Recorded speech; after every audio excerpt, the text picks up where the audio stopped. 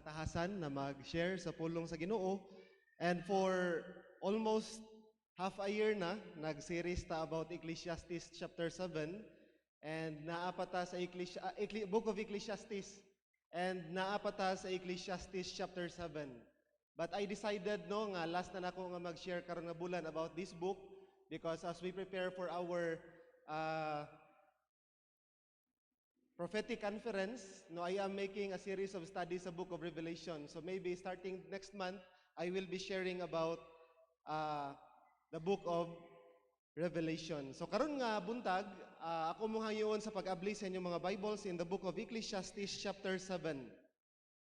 And atong tun-an ang pulong sa Ginoo ani nga chapter and atong hisgutan karon nga buntag ang Ecclesiastes chapter 7 verses 1 to 6 lang sa atong pagtuon sa pulong sa Ginoo. Ecclesiastes chapter 7 verses 1 to 6. Atong dunganan sa pagbasa palihog kung naamoy mga Bibles gikan sa verse 1. Ecclesiastes 7 verse 1 atong dunganan, ready? Begin. A good name is better than a fine perfume, and the day of death is better than the day of birth. It is better to go to the house of mourning than go to the house of feasting, for death is the destiny of every man, and the living should take this to his heart. Sorrow is better than laughter, because a sad face or countenance is good for the heart. The heart of the wise is in the house of mourning, but the house of fools is in the house of pleasure. It is better to heed a wise man's rebuke than to listen to the song of fools. Like the crackling of the thorns under the pot, so is the laughter of fools. This too is meaningless. Magampo ta. Ginoo, salamat sa kaygayonan kami makapamalandong sa imong pulong. Speak to us karon nga buntag pinaagi sa imong alagad. Kini amo pagampo, pagpasalamat ug pagdayeg in Jesus name. Amen. So naay usa ka pasyente nga nagduol sa isa ka or daghan nga mga doctors iyahang giadtuan tungod kay naa siya sakit nga dili niya masabtan. And tungod kay daghan ang mga espesyalista nga iyang giadtuan after sa daghan nga mga test, finally ang doktor nakadiskubre sa iyahang sakit. So na-diagnose ang iyahang sakit and nangutana siya sa doktor. Ingon niya, "Doktor, karon kay nahibaluan naman nimo unsa ang akong sakit, then unsa man ang tambal." And ang tubag dayon niya, "We know what you have, but sa pagkakaron, walay tambal ang imong sakit." Kung ikaw ang pasyente, istoryahan ana, sa imong bation, tingali mahadlok ka, tungod kay naay uncertainty, especially sa imong kondisyon. So akong point ba kay igsunan, ang diagnosis sa imong sakit, maka-explain siya unsay problema, pero dili siya makasulbad unsa ang imong problema. So karon na buntag, we are studying about the book of Ecclesiastes, and ang book of Ecclesiastes makaigsunan is sometimes called by Bible scholars as God's spiritual clinic. And through this book, nagtabang siya sa ato nga makita nato ang problema sa kalibutan, ang problema sa kinabuhi ilalom sa adlaw. Ug wala lang niya gipakita diha ang problema, praise God, tungod kay gihatagan kita niya og solution.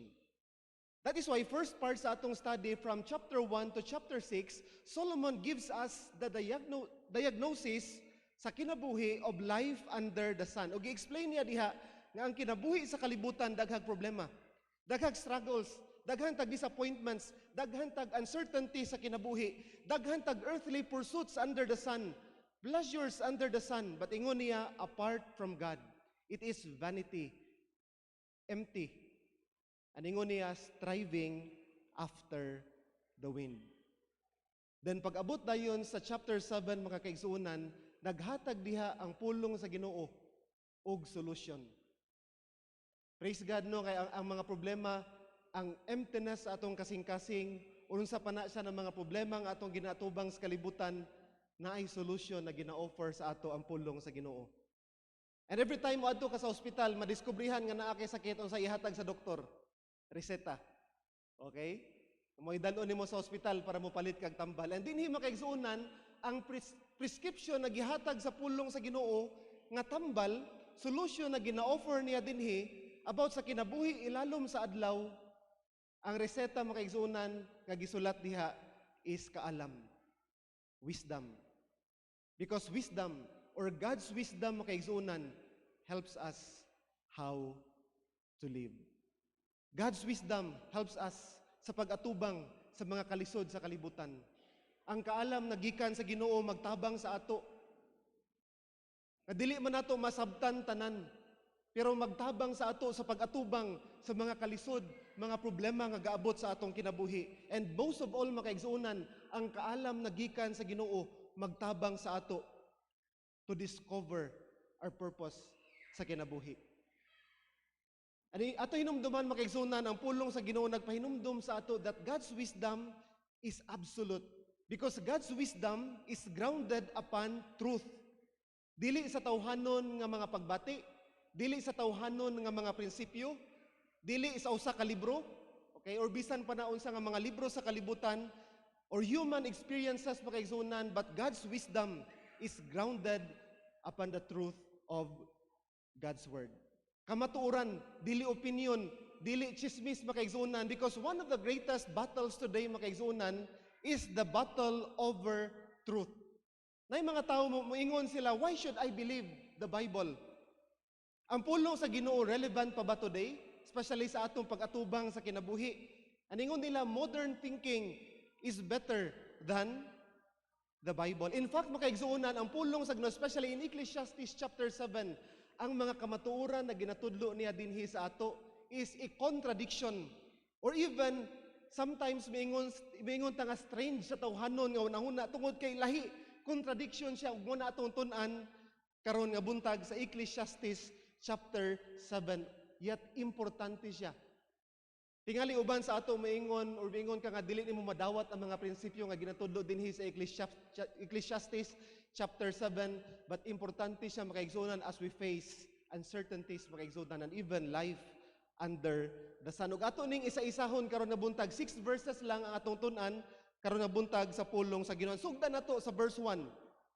Kaya akong gidala dinhi is NIV and nay uban dinhi nga magibutang nako is sa King James version para ma-compare nato ang mga statements or mga words dinhi sa passage nga atong basa. Ingon diha sa verse 1, a good name is better than precious ointment, and the day of death than the day of one's birth. So medyo shocking na siya nga declaration or kita tingali makaingon ta nga mabaguhan ta. Ingon niya, ang maayong ngalan is more precious than precious ointment. Usay buot pasabot ana makaigsuunan. So magsugod ta sa ointment or sa muna gingon ako sa NIV, ang gigamit niya is perfume. And in the Bible times, perfume or ointment was considered as precious and expensive. Because sa ilang panahon, it represented wealth, luxury, success, or social status. It was a symbol of honor or importance sa isa ka tawo. Maka-remember mo katubitawong si Mary? Nag-adto siya kay Jesus, nagdala siya og perfume, and iyahang gi-offer kang Jesus one time. And ang perfume na iyahang gi-offer that time is equivalent siya sa 10 years na salary sa usa ka ordinaryo na trabahante. Panalitan mo sweldo ka og 20,000 a month. May gani gi-estimate sa mga Bible scholars kana siya nagkantidad og 2.5 to 3 million. Yet gi-offer niya kay Jesus one time. Inana ka precious ang perfume sa ilang panahon. But ingon ni King Solomon diha, naapay mas precious mo kaigsuunan sa perfume. Aningon niya, ang maayo nga ngalan. Ang pangutana sa atong tanan karon na buntag mo kaigsuunan, unsay naa sa ngalan? Nga mas bililhon siya sa perfume. Mas bililhon siya sa success. Mas bililhon siya kaysa imong career. Or mas bililhon siya kaysa million mga investments nga naa sa imuha. Unsay naa sa ngalan? Pananglitan, okay, maghatag kog example. Pananglitan, madunggan nimo ang ngalan nga Ferdinand Marcos, usay mosulod sa imong una-una. Or ka, Ferdinand Marcos Jr. Ayaw na lang isulti. Kay basig na naka-video. Okay. Inana impact sa ngalan. For example, kung madunggan nimo ang word na Billy Graham, Charles Spurgeon, unsay mo sulod sa imong unahuna?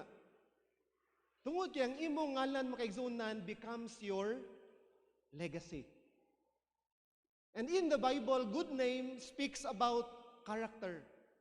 Imong kinaiya, imong integridad, imong reputasyon, imong testimonya nga mahimo nimo nga legacy.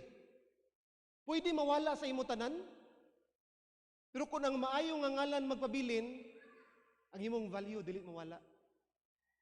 In contrast, makaigsuunan, pwede nga naa sa imo tanan, pwede ikaw ang pinaka-successful nga tawo dinhi sa Malaybalay, pero kung daot gani ang imong character, imong testimonya mo nang gakadunggan nato many times, mura kag galakaw nga walay ulo. Kay daghan kayo gastorya ug dili maayo mahitungod sa imuha. Inana ka importante makaigsuunan ang ngalan. Ang ngalan dili mapalit. Ang ngalan dili nimo pwede ipahulam. Ang ngalan dili nimo pwede ipamana. And yet, ingon sa Book of Ecclesiastes, ang ngalan is earned. A good name is earned, makaigsuunan. Pinaagi sa unsa? Pinaagi sa pagkinabuhi nga maalamon. That is why the Book of Ecclesiastes, makaigsuunan, offers us wisdom. Mao ni ang prescription, mao ni ang tambal, ang solusyon na gihatag sa Ginoo, especially in living your life under the sun. Whether you like it or not, your possessions will be forgotten. Ang imong achievements mawala. Ang imong popularity mawala makaigsuunan. Even ang imong mga investments or bisan unsa nga naa sa ato pwede mawala, but your character, your name leaves a mark. Ug naa sa impact dili lang sa imong generation karon, but even sa generation nga mosunod sa imuha. Yes, your career is important.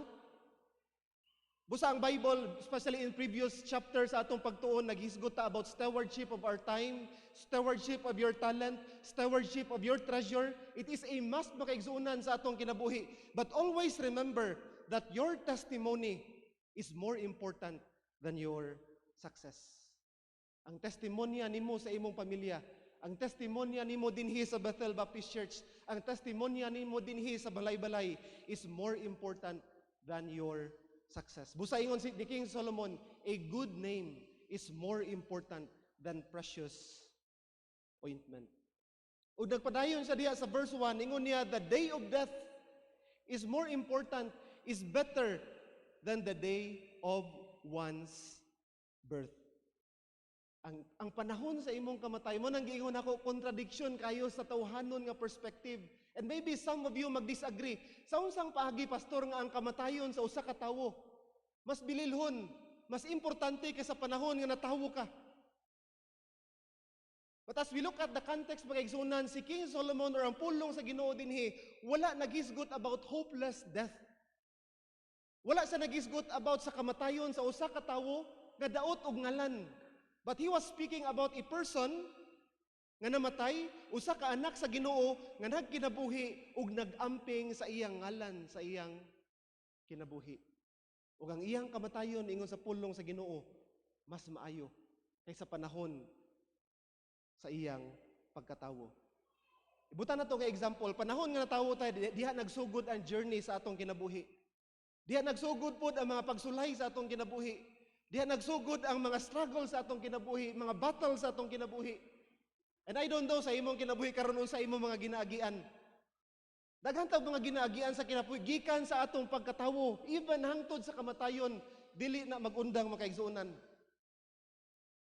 Batingon sa pulong sa Ginoo, ang kamatayon sa usa ka tumutuo, ang kamatayon sa usa ka anak sa Dios nga nagaamping sa iyang ngalan, ang iyang kamatayon, ingon ni Apostol Pablo, ginansya. It is gain. Tungod sa panahon sa atong kamatayon, ang atong race sa kinabuhi na human. Ang mga paghago sa ato sa kalibutan nagundang. Ang pakig-away nato sa kalibutan nagundang. Ang mga kasakit sa atong kalibutan nagundang. Ang atong mga maintenance pwede na pod mangundang, di ba? Praise God, no? Pasalamat kay ko sa Ginoo when I started sa akong medication, pulo ka tambal akong ginainom sa isa ka adlaw. Pasalamat ko karon sa Ginoo kay tulo na lang. I don't know kinsay mga na-maintenance dinhi. Ay diat panahon nga maundang na kana sa atong ginabuhi ingon sa pulong sa Ginoo, then the race is over. Time to face our Creator. Time to face our Savior and even enjoy eternity. Ug mahitabo na makaigsunan panahon sa atong kamatayon. Busa ingon sa pulong